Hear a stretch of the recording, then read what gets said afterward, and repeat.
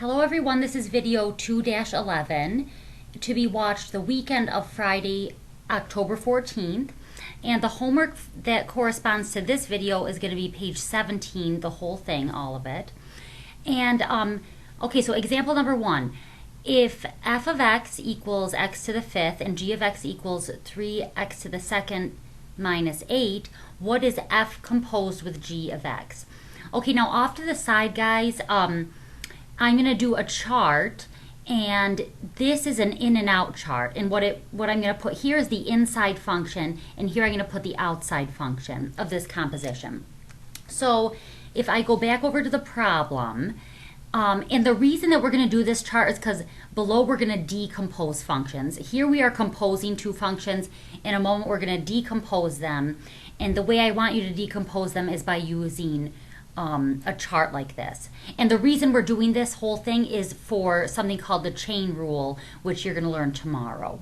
Okay, so today is just setting us up for learning the chain rule, which will be our fourth rule for taking the derivative of a function. Alrighty, so when you have something like this, f composed of g with g, g is the function that's going to go inside of the other one, of f in this case. And so off to the side, I'll say that f composed with g of x, this is equal to f of g of x. Okay, so g is going inside of f. And then, guys, if I look at f, so f is going to be the outside function, g will be the inside function. So up here, f takes anything, and what does it do? It raises it to the 5th power. It doesn't matter what the input is, f raises it to the 5th power. So here we're going to have g of x to the 5th power. So this is going to be, blank to the 5th power, but what's going inside of it? G, which is 3x squared minus 8. Okay, so now I am second guessing even writing this chart here, because I just did the problem. But so this is f, so f composed with g of x equals that. Now if I were to use the chart for this problem, the outside function would have been blank to the 5th, and the inside function would be 3x squared minus 8, and then this would go inside there.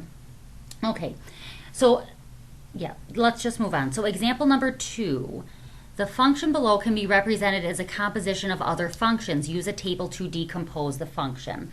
So all that I'm looking for here, guys, is this. Do the in and out chart. Now the inside function is going to be, look for something that's in parentheses. So for example here, inside of parentheses, I have 2x minus 5.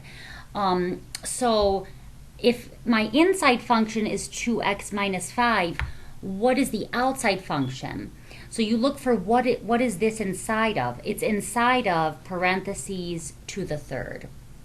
All right, so the inside function is 2x minus 5. The outside function is blank to the 3rd. Okay, now moving on to the third example. Same directions, so we're going to use a table to decompose the function. So I'm looking for an inside function and an outside function. And so for the inside function, I look for one that is inside of another. I said earlier that you could look for something that's inside parentheses. You could also look for something that is underneath a radical. So I see x to the 3rd plus 4x underneath the 3rd root. So I can say that my inside function is x to the 3rd plus 4x. And so what is that inside of? It's inside of the 3rd root of blank. Okay? Yeah, guys, that's all that this lesson is about. This is not calculus. This is just some exercises getting us ready to use what is called the chain rule. Okay?